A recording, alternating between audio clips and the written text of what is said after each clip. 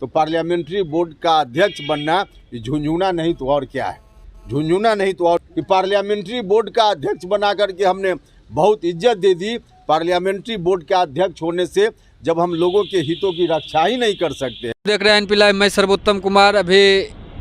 जो उपेंद्र कुशवाहा हैं, जो जदयू संसदीय बोर्ड के जो अध्यक्ष हैं, उनका प्रेस कॉन्फ्रेंस हुआ है। मीडिया के सवालों का जवाब देते हुए उन्होंने अनेकों आरोप लगाए हैं नीतीश कुमार जी पर। उनका कहना है, पहले तो नीतीश कुमार जी का बयान आता है कि मैं उपेंद्र कुशवाहा को बहुत मानता हूं, उनको सम्मान दिया है, एमएलसी बनाया है और संसदीय बोर्ड के अध्यक्ष भी बनाए थे। उसके जवाब में उपेंद्र कुशवाहा जी का कहना था कि अगर उनको लगता है कि इस तरह के लॉलीपॉप से हमको कुछ फ़ायदा है तो वो एमएलसी पद भी ले सकते हैं और जो जदयू संसदीय बोर्ड के अध्यक्ष पद है उनको भी वो वापस ले सकते हैं। अनेकों सवाल के जवाब देते हुए आज उपेंद्र कुशवाहा जी ने प्रेस कॉन्फ्रेंस को संबोधित किया। कल जो उन पर हमला हुआ था उस मामले को लेकर के भी उन्होंने जवाब दिया है। क्या कुछ कह रहे हैं उपेंद्र कुशवाहा जी प्रेस कॉन्फ्रेंस के माध्यम से, वो सुनिए। अब किस तरह से इज्जत दी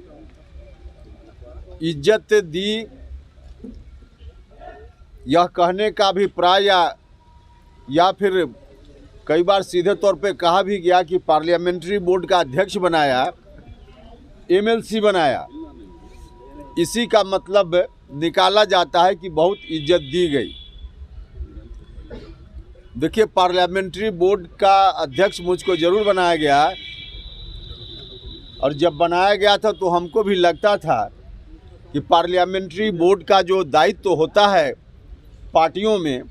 उन दायित्वों को निर्वहन करने का अवसर मुझको मिलेगा और उस अवसर के कारण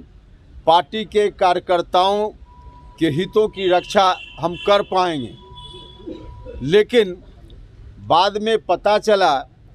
कि पार्लियामेंट्री बोर्ड का जो अध्यक्ष मुझको बनाया गया तो सीधे तौर पे एक झुंझुना मेरे हाथ में थमाया गया। पार्लियामेंट्री बोर्ड का अध्यक्ष मुझको जिस दिन बनाया गया था उस दिन पार्टी के संविधान में पार्लियामेंट्री बोर्ड के अध्यक्ष के बारे में कुछ नहीं लिखा हुआ था। बाद में संशोधन जरूर हुआ संविधान में और उस संशोधन के हिसाब से उसमें यह बात लिखी गई कि पार्टी के राष्ट्रीय अध्यक्ष संसदीय बोर्ड के अध्यक्ष एवं सदस्यों का मनोनयन करेंगे। राष्ट्रीय अध्यक्ष मनोनीत करेंगे पार्लियामेंट्री बोर्ड के अध्यक्ष को भी और पार्लियामेंट्री बोर्ड के सदस्यों को भी। अब पार्लियामेंट्री बोर्ड का अध्यक्ष राष्ट्रीय अध्यक्ष मनोनीत करेंगे, यह बात तो समझ में आती है, लेकिन पार्लियामेंट्री बोर्ड के सदस्यों के मनोनयन का भी कोई अधिकार पार्लियामेंट्री बोर्ड के अध्यक्ष को नहीं रहेगा। यह बात पार्टी के संविधान में संशोधन के बाद भी यही स्थिति है। अब पार्लियामेंट्री बोर्ड का हम अध्यक्ष बन गए और उसके बाद हम सदस्य भी मनोनीत नहीं कर सकते हैं, इसका क्या अर्थ है? और ठीक है कि मनोनीत करने का अधिकार हमको नहीं दिया, लेकिन 2 साल में आपने स्वयं भी तो हमारे साथ जो पार्लियामेंट्री बोर्ड कमेटी होती, उस कमेटी के सदस्यों का मनोनयन नहीं किया। तो पार्टी ने सदस्यों का मनोनयन नहीं किया और मेरे हाथ में अधिकार भी नहीं दिया, सीधे पार्लियामेंट्री बोर्ड का अध्यक्ष मुझको बना दिया गया। तो यह संवैधानिक स्थिति पार्टी के अनुसार मेरी पार्लियामेंट्री बोर्ड के अध्यक्ष होते हुए आज भी यही है, जहां हम एक मेंबर भी नहीं बना सकते। यह तो पार्टी के संविधान की बात हुई। अब व्यवहार में देखिए, पार्लियामेंट्री बोर्ड के अध्यक्ष या बाकी पूरी कमेटी यदि होती तो उसका अधिकार होता है, उसका काम होता है, उसका फंक्शन होता है कि जब भी पार्टी में किसी भी चुनाव के संदर्भ में उम्मीदवारी का चयन करना हो तो पार्लियामेंट्री बोर्ड बैठकर उस पर विचार करता है। एक तो कमेटी ही नहीं तो पार्लियामेंट्री बोर्ड बैठकर विचार क्या करे। लेकिन व्यक्तिगत रूप से पार्लियामेंट्री बोर्ड के अध्यक्ष होने के कारण कोई सुझाव कभी मुझसे मांगा गया हो तो इसकी भी आवश्यकता नहीं समझी गई। कई चुनाव हुए, विभिन्न विधानसभा क्षेत्रों में उपचुनाव हुए, एमएलसी के चुनाव हुए, स्थानीय निकाय से जो एमएलसी का चुनाव होना था उसमें उम्मीदवार चयन करने की स्थिति आई। बाकी जो विधानसभा कोटा से एमएलसी या राज्यसभा के सदस्यों की उम्मीदवारी, कई मौके आए जहां पार्लियामेंट्री बोर्ड की भूमिका हो सकती थी, लेकिन पार्लियामेंट्री बोर्ड के अध्यक्ष रहने के बावजूद कभी पार्टी की ओर से मुझको बुलाकर पूछा तक नहीं गया कि इसमें किसको उम्मीदवार बनाया जाए या नहीं बनाया जाए। हाँ, हमने खुद कई बार सुझाव अपनी ओर से ज़रूर जाकर दिया, माननीय मुख्यमंत्री जी को भी और राष्ट्रीय अध्यक्ष जी को भी, लेकिन हमारे सुझाव पर कभी कोई ध्यान नहीं दिया गया। हमको बुलाकर सुझाव लेने की बात तो दूर रही, जो हमने सुझाव दिया उस पर भी कभी पार्टी ने ध्यान नहीं दिया। और सुझाव देने के क्रम में सिर्फ एक चीज़ हम चर्चा करेंगे,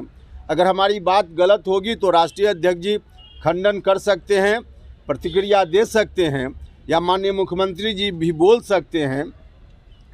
हमने एक बात सुझाव के रूप में, जब जब मौका आया विधान परिषद के सदस्यों के मनोनयन चयन के लिए उम्मीदवारी के बारे में या राज्यसभा, तब हमने कहा कि पार्टी में जो हम लोग पटना में एक्टिव रहते हैं रोज़, जो कुछ नेता, हम आम कार्यकर्ताओं की बात नहीं कर रहे हैं, राज्य स्तर के नेता जो एक्टिव रोल अदा करते हैं पार्टी में रोज़मर्रा के काम में, पार्टी कार्यालय में या बाकी प्रदेश में संगठन को देखने में, उसमें एक व्यक्ति अति पिछड़ा समाज का होना चाहिए जो इस तरह से एक्ट करे कि अति पिछड़ा समाज के लोगों को बिहार भर में लगे कि हमारा भी कोई आदमी डिसीजन मेकिंग प्रोसेस में पार्टी में है, एक जगह पर जहां हमको उचित हिस्सेदारी या हमारे हितों की रक्षा की जा सकती है। हमने कहा कि अभी वैसा कोई नहीं है। माननीय मंत्री लोग हैं या एमएलए हैं या एमपी हैं तो अपने अपने क्षेत्रों तक सीमित हैं, लेकिन कोई एक व्यक्ति उस तरह से जो वास्तव में लीडर के रूप में बिहार के स्तर पर दिखे, क्योंकि लीडर बनाना पड़ता है और लीडर बनाना का मतलब है कि कोई व्यक्ति किसी को लीडर नहीं बना सकता है, उसमें लीडरशिप का क्वालिटी होना चाहिए। तो जिसमें लीडरशिप का क्वालिटी है, पार्टी नेतृत्व की यह जवाबदेही रहती है कि वैसे किसी व्यक्ति को ला करके पार्टी में उचित जगह पर उसको रखा जाए, ताकि उस समाज के लोगों के बारे में वहाँ ज़रूरत के हिसाब से वकालत कोई कर सके।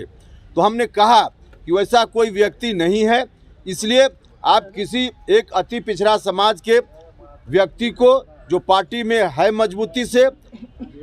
और उसके अंदर लीडरशिप का क्वालिटी है, उसमें से किसी एक व्यक्ति को आप राज्यसभा में भेज दीजिए या एमएलसी बना दीजिए, ताकि पार्टी में आगे आने वाले दिनों में अति पिछड़ा समाज से भी लीडरशिप उभर सके, इससे पार्टी को लाभ होगा। हमने यह बात उनसे कही, जब मौका आया सुझाव का तो हमने उनसे यह बात कही। अति पिछड़ा समाज में हम यह नहीं करें कि पार्टी में लोग नहीं हैं, बहुत सारे लोग हैं, माननीय मंत्री लोग हैं, राज्यसभा में सदस्य हैं, लोकसभा में हैं, विधायक हैं, लेकिन अधिकांश लोग या तो अपने अपने क्षेत्रों तक उनकी जवाबदेही सीमित रहती है, या माननीय मंत्री भी हैं तो उनके बारे में भी तो आप सब लोगों ने देखा ही है कि किस तरह से उनका अधिकार अपने विभाग में अधिकारी जो हैं वही चलाते हैं। माननीय मंत्री जी का कितना चलता है, अभी से 1.5 साल पहले 2 साल पहले एक बार ट्रांसफ़र का एक मुद्दा आया था, तो अति पिछड़ा समाज के एक माननीय मंत्री जी ने तो इस्तीफा देने तक की बात कर दी थी। तो मंत्री के रूप में एक लीडरशिप का जो रोल होता है, उस रूप में कोई लोग नहीं कर पा रहे हैं या नहीं करने दिया जा रहा है, तो किसी एक व्यक्ति को हो सकता है, जो लोग आज हैं अति पिछड़ा समाज के लोग, उन पर बहुत भरोसा मुख्यमंत्री जी को नहीं हो, तो उस रूप में मुख्यमंत्री जी, माननीय मंत्री जो हैं अति पिछड़ा समाज के एमएलए एमपी हैं, उनके ऊपर अगर भरोसा नहीं हो तो जिसके ऊपर भरोसा हो उसी को किसी एक व्यक्ति को ला करके राज्यसभा की सदस्यता दे दें या विधान परिषद की सदस्यता दे दें और पार्टी के मुख्य रोल में उनको रखें, इससे दल को फायदा होगा। हमको दिख रहा था उसी वक्त से कि अति पिछड़ा समाज के लोगों में थोड़ा जो आकर्षण पार्टी के प्रति था वो आकर्षण घट रहा है। तो इस ख्याल से मैंने सुझाव दिया था पार्टी की मजबूती के लिए यह काम करना चाहिए, लेकिन इस तरह के सुझावों पर भी कोई ध्यान नहीं दिया गया। और स्थिति आपके सामने है।